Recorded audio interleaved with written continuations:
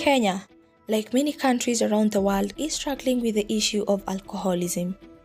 The overconsumption of alcohol has become a pervasive problem, affecting individuals, families, and communities alike.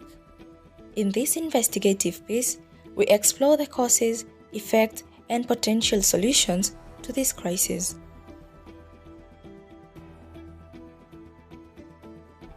One of the striking observations we made was the prevalence of alcoholism among young people in Kenya.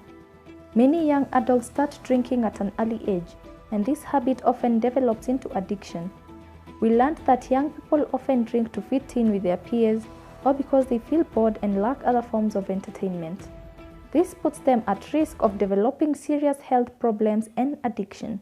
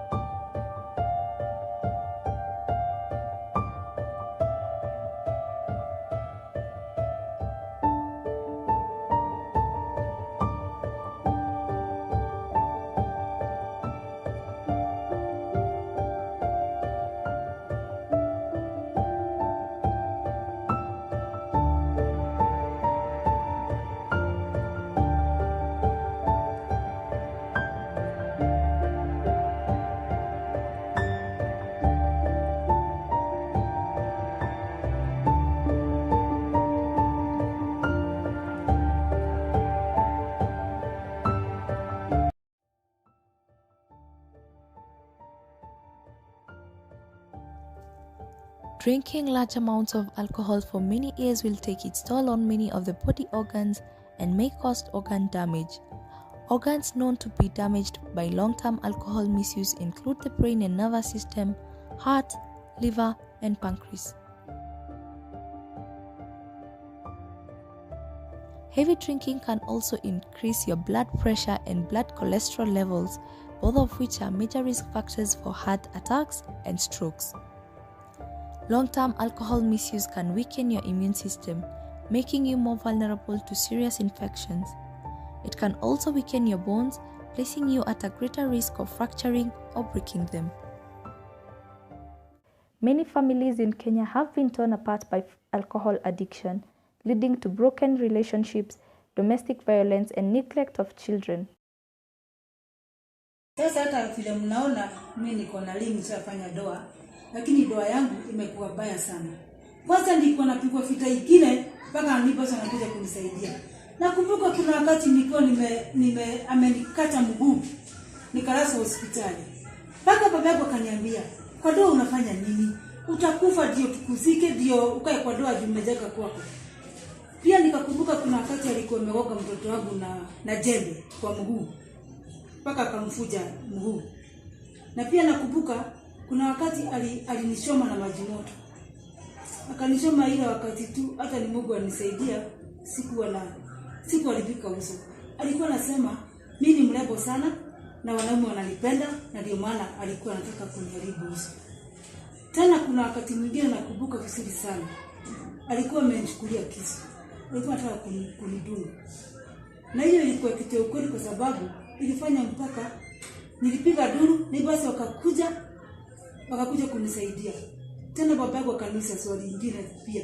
Nitakufa juu nakaa kwangu. Na nimejenga nyumba. Haya. Wakati mwingine alikuwa amechukulia msichana wangu kisu pia. Anamwambia kazi yake ni wanaume. Ati anakaa kama mimi napenda wanaume. Na najua na mbele ya Mungu mimi sipendi wanaume.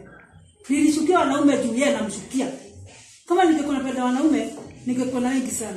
Juu mimi bado ni mrembo. anajiona kama mimi ni mrembo. Na mimi ni mrembo. Tena huko nje watu wananisengenya. Although mhadu wake kuna kwa shamba anasema, mama anafanyanga nini kwa boma yake?" Na mzee ni kwanza anamtaka mzee takataka. Ukimwasha anakoda kama sijui nini. Ukimrudia ananona. Akinona anasahau kama mimi ndio nampikia. Na mimi ndio namfanyia kila kitu. Kwa hivyo mimi ningesema pombe kama pombe inaisaisha na isafurahia sana. Imeharibu doa, imefanya wamama wateseke.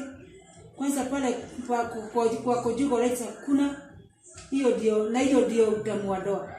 Kwa hivyo ningeonelea doa ni nzuri bila pombe. Asante. We found that the availability and accessibility of alcohol in Kenya were contributing factors to the high rate of alcoholism. Alcohol is easily accessible in local stores and bars, and the prices are relatively low. This, coupled with the lack of regulations and enforcement of existing laws, makes it easy for individuals to abuse alcohol. Alcoholism is a major problem in Kenya that has been a cause for concern for years.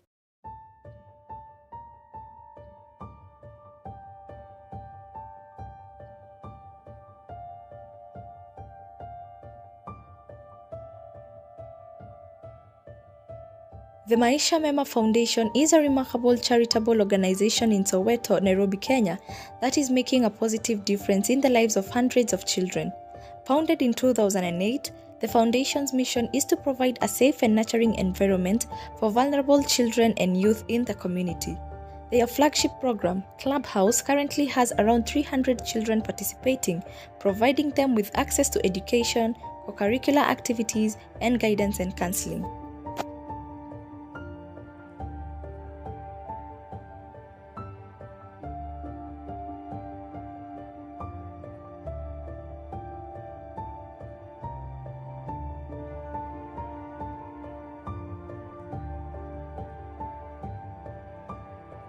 The children come from vulnerable backgrounds and many have experienced trauma and abuse.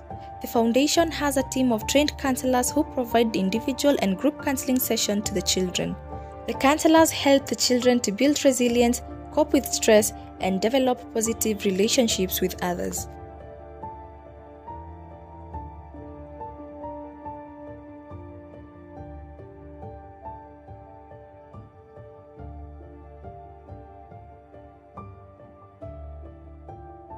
Joseph, naishi Soweto, Kayole. Nasoma katika shule inaitwa Kiru Boys. Mimi niko na wazazi wote wawili, baba na mama, lakini ni wanakunywa pombe, lakini sijui kwa sababu gani. Najaribu kudiscuss na mama ache kunywa pombe, sababu wakikunywa pombe kuna mahitaji zenye hatupati kama chakula. Sometimes nahitajika ni remedial, lakini sasa juana pesa yote anakunywa kwa pombe. Na baki na nafundishwa shule. Dad naye anaenda kazi, anafanya kazi nzuri anafanya kazi ya kurokota takataka. Ndio analipwa pesa nzuri, yote anatumianga vibaya kwa kunywa pombe. Usiku sometimes baba anakujanga anapiga mama. Akimpiga wanaanza kurushiana matusi ambayo si huwa nifurahishi. Mimi na sister yangu mdogo na bibi tumetoka tunaenda kusimama hapo nje tuwaone, kwa sababu siku nyingine alinichapa, alinirushia kikombe akipiga mama. So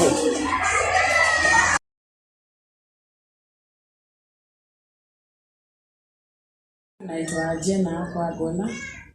Mimi ni mfanyikazi wa Maisha Mema. Kwa Maisha Mema tunadili na watu walevi na mostly za slum. Na wazazi kazi yao ni ngumu sana. Kudili na levi si kazi rahisi. Juu zile vitu zenye wanafanya inafanya hata mtoto hawezi soma. Unapata is morning mtoto mwenyewe hawezi enda shule.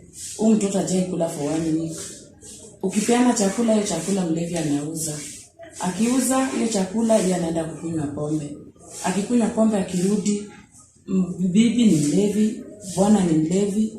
Vitu kwa sababu anafanya kwa hiyo nyumba, hata mtoto mwenyewe inamwaffect kwa masomo. Mtoto anaona zile vitu zinyangefaa. Saa zingine hata ukikaa na mtoto, saa zingine hata unasikia kulia. Jule story yenye mtoto anakupea ikai story ya mtoto. Mtoto anakupea story ya mtoto. Na si kitu ingine, si kitu nzuri kusikia. Mtoto anakuambia ile kitu hata wewe mwenyewe ukisikia kama mzazi, unamsimamia kama mzazi, unamsimamia kama mwalimu wake, ule mwenye anamsaidia. Lakini machozi yako yanateremka tu. Imagine hao watu wanafanya tabia mbaya mbele ya mtoto. Hata wewe mtoto akikwambia anaona mamake akiwa uchi, babake akiwa uchi, utachukua aje? Kitu very painful. Unajaribu kuongea na mzazi, uite baba, uite bibi, mkae pamoja muongee. At the end, wao bado wao ndio watakupiga. Ni matusi watakupea hata wewe mwenyewe umewaita. Unaona hivi mbele ya mtoto. Juu unajaribu kutoa mtoto asikue mlevi siku moja. But hawa wazazi wanakudrag tu nyuma. Sasa mimi nashindwa. Hii ulevi ni nini inaweza fanywa itolewe? Ndio hata mzazi ajue mimi niko kebe. Shida ni kubwa Islam. Kutoa pombe si kitu rahisi. Kutoa pombe inabidi ni kitu nenda pole pole, si kitu kitachukua 1 month. Ni kitu inaweza chukua almost a year. Unazidi kufanya hii, ufanye hii ndio utoe watoto wako. Lakini ni ile kitu yenye huwa tunafanya every day every year ndio tusaidie hao watoto. Tukiongea na mom ina 1 week aache pombe, hapo tunafurahia. Ina next week anarudia. Hao watoto tunajaribu every day. Tunawasaidia, shule wanafanywa kila kitu, wanalipiwa lunch. Lakini tuwezi chukua pesa tupewe wazazi waende walipe school fee. Ukipeana pesa, hiyo umepeana pesa kwenda kunywa pombe. Imagine ya school na secondary, upe mzazi aende alipe school fee ya secondary. Hiyo 20k yote mzazi ataenda kukunywa ina 1 day. Hata wewe mwenyewe huwezi sikia vizuri. Ni kitu chungu sana. Kitu rahisi. Sasa tunang'ang'ana kama wazazi. But inataka roho, si kitu kingine rahisi, inataka kuvumilia. Na tunavumilia. Na watoto wengi wao wana change. Unapata kama some girls wame change, wengine wamepita wameenda mpaka university, boys pia. Lakini moja lakini si wote. But ni kitu yenye bado tunang'ang'ana nayo tu mpaka ile siku na afya yao itachange, maisha ikuwe nzuri. Na ikikuwa hivyo hata si wenyewe tutafurahia. Na ni kitu yenye tunazidi kutembea kwa all slums, tuone kama itachange, watoto wakuwe wazuri. Siku moja tukiwe na wale wenye kusimamia kwa kijiji na tutafurahi sana kabisa.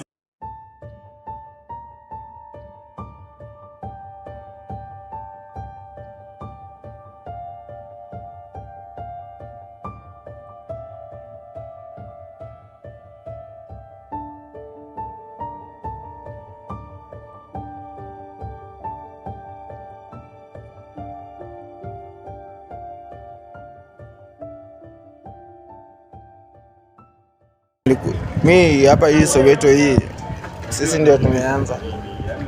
Kama Soweto ilikuanga pande ile, tukakuja huku. Ndio vile tulikuja hapa. Hizi manyumba hizi unaona zote hazikuanga hapa. Sawa?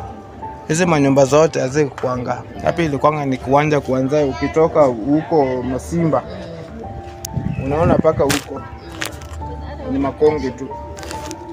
Lakini tulisema hiyo makonge ilikuwa ni vibaya juu sababu hapo ndo wakora walikuwa wanajifichia. Sisi unaona hapa sasa kama hii Soweto hapo Jakaranda kabla bado haijajengwa. Tulikuwa tunapitanga hapo. Hapo unapata watu hapo chini ya makonge. Wanakudanganya ile kitu unayoweza yote. Tena nataka kuue. Tukaendelea namna hiyo. Ile nyumba ilikuanga hapa ya kwanza. Unaona ile gorofa ile ya post pale polisi walitoka. Hapo ndio ilikuanga nyumba ya kwanza hapo. Sasa mimi kwa sababu nimeingia kwa pombe. Ni vile unaona sisi hizi manyumba zimejengwa, tuliingia kwa chama hii ya muziki ya Wajaluo, hii inaitwa sasa, kama mtu anaitwa Sogo Wenyo Wangala, unaelewa? Sasa unajua klabu, ukifanya kwa klabu sasa zile baridi iko lazima paka uchemshe kuchemsha ni nini? Si ni pombe. Sasa hapo ndio pale mimi nimeanza alafu na plus wakati nilikuwa nasoma mama yangu alikuwa ananipatia kidogo. Ndio sababu mimi nilikuwa prefect. Shida nimepitia ni mingi.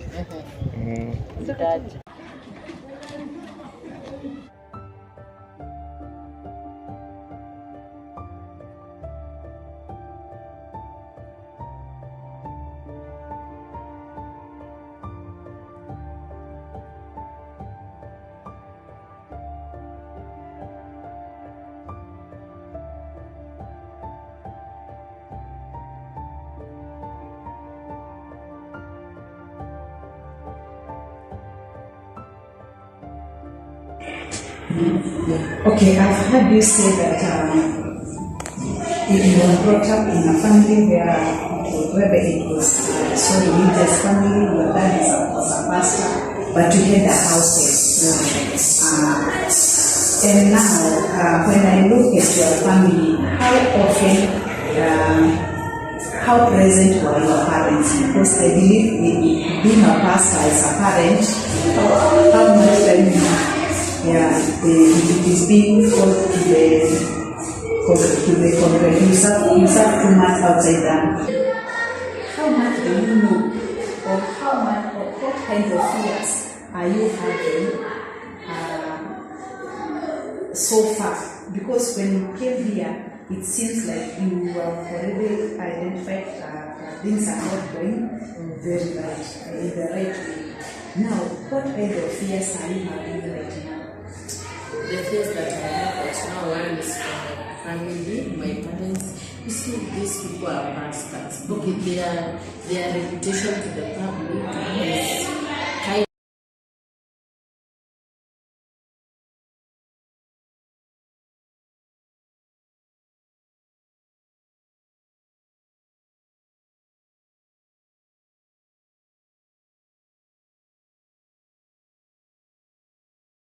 Good afternoon, everyone. As a psychologist who specializes in addiction treatment, I have had the privilege of working with many individuals who struggle with addiction. Today, I would like to talk to you about what it's like to work with alcohol addiction patients and some of the challenges they face. One of the most significant challenges that alcohol addiction patients face is the stigma that surrounds addiction. Many people view addiction as a weakness or a normal failing rather than a disease. This can make it difficult for patients to seek help, and it can also make them feel ashamed or isolated. As a psychologist, one of my primary goals is to create a safe and non-judgmental environment for my patients where they feel comfortable sharing their experiences and emotions. Another challenge that alcohol addiction patients face is the physical and psychological toll that alcohol abuse can take on their bodies and minds. My patients come to me with a range of physical health problems such as liver damage, heart disease, and high blood pressure. They may also struggle with depression, anxiety, and other mental conditions. It's essential to address these co-occurring conditions as part of their treatment plan to give them the best chance of recovery. In my practice, I use a variety of evidence-based treatments to help them overcome their addiction. These include cognitive behavioral therapy, which is CBT, motivational interviewing, and mindfulness-based therapy. These therapies can help patients develop coping mechanisms, learn new skills to manage their addiction, and improve their emotional well-being. Medication-assisted treatment is another essential tool in creating alcohol addiction. Medications like naltrexone and a compound set can help reduce cravings and help relapse. It's essential to weigh the potential risks and benefits of each medication with the patient and monitor them closely for any adverse effects. Family therapy can also play a critical role in supporting the patient's recovery process. Addiction affects not only the individual but also their family and loved ones. It's essential to involve family members in therapy sessions, educate them about addiction, and provide them with the resources and support to help them cope. One of the most rewarding aspects of my work is seeing my patients achieve lasting sobriety and reclaim their lives. However, it's important to remember that recovery is a lifelong process. Even after completing treatment, patients may face challenges and triggers that will lead to relapse. That's why it's crucial to provide ongoing support and encouragement to patients even after they leave treatment. In conclusion, working with alcohol addiction patients can be challenging, but it's also incredibly rewarding. As a psychologist, I strive to create a safe and supportive environment for my patients, use evidence-based treatment, and involve family members in the recovery process. Together,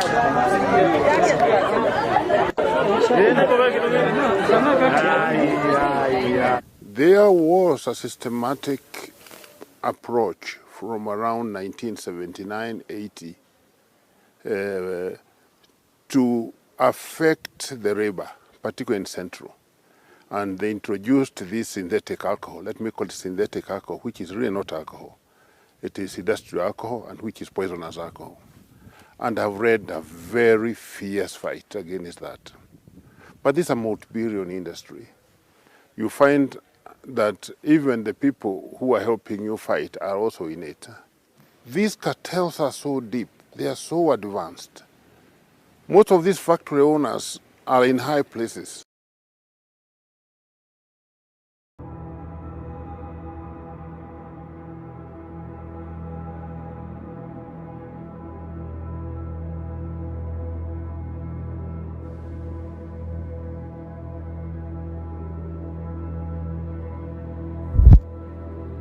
Illicit and counterfeit alcohol is a significant problem in Kenya. It is estimated that over 20% of the alcohol consumed in the country is illegal, and this has led to serious health and social consequences. One of the main reasons for the proliferation of illicit and counterfeit alcohol in Kenya is the high cost of legally produced alcohol, which makes it unaffordable for many Kenyans. As a result, people turn to cheaper and often dangerous alternatives such as homemade brews and counterfeit spirits. These illicit and counterfeit products often contain harmful chemicals including methanol, which can cause blindness and even death. Additionally, they are usually produced in unhygienic conditions, leading to the spread of diseases such as cholera. To combat this problem, the Kenyan government has taken various measures including crackdowns on illegal alcohol production and sales and the introduction of tougher penalties for those caught producing and selling illicit alcohol. Additionally, there have been efforts to promote the consumption of safe and legal alcohol, such as through public education campaigns.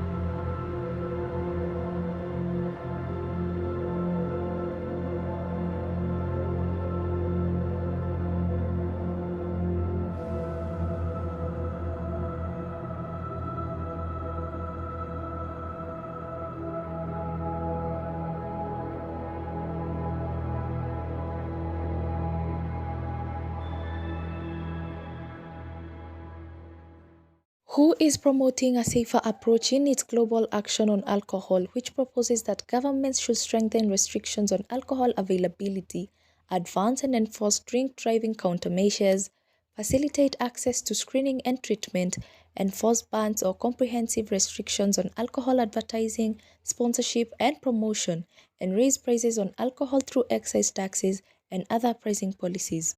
Kenyan law states clearly that alcohol ready to drink shall never exceed 8%. Ready to drink alcohol. So anything you're producing beyond 8% will have to be diluted and must be labeled as such. So when those two bodies now ignore that and expect police to do what they are supposed to do, then the whole thing goes into chaos. You stimulate a chain reaction. Chief among them, massive poisoning of the liver, intestines, breakdown in families, mental health. No viewer tonight can pretend that they don't know. Every family has a victim. You have two major fronts. One is called supply suppression. You cut the supply in total. That's police work. You use all means available to cut the supply of the bad stuff. Number two is demand reduction. You attack the consumer so that you have few clients who are going to take the substance. When I did the last census, we had about 12,500 outlets in Nairobi. That's about 2 years ago, of alcoholic outlets, compared with Moscow. Government will not tire to eradicate this vice. And we have told our officers, not only chiefs, but also National Police Service, who are working very closely with our chiefs, that anybody who will go against the government directive and go for issues of protection, collecting protection money, then we are telling them their days are numbered. Yeah, as much as we are appreciating their work, we also want to send a very strong message and a warning that anyone who is condoning this vice, his days are numbered, and the government will deal very firmly on this. That is where a lot of insecurity-related incidents are even planned. No politician will come forward, stand in a public gathering to condemn mambo ya busa, because for them that will be actually a disaster. A disaster. They actually encourage. This is an illegality, so you can't make business out of an illegality. Sure bet will be demand reduction. That's what I do. But looking at a person, and then you do what I call detoxing, so that the substances that are making him high are no longer in the system. And I'm happy. Several areas have now been declared illicit brew free.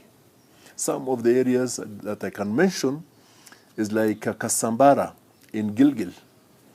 We have Naishi in Njoro, Mishada in Molo, Siriat in Njoro,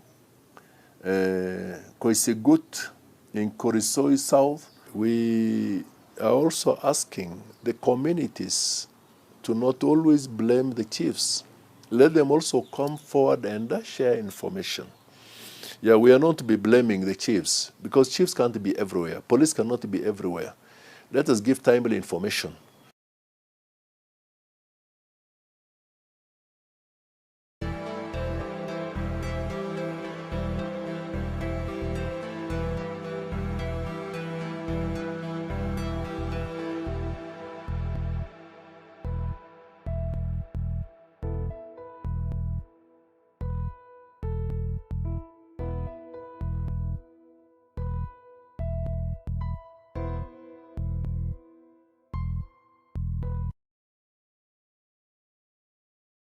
To address the problem of alcoholism in Kenya, a range of interventions are needed.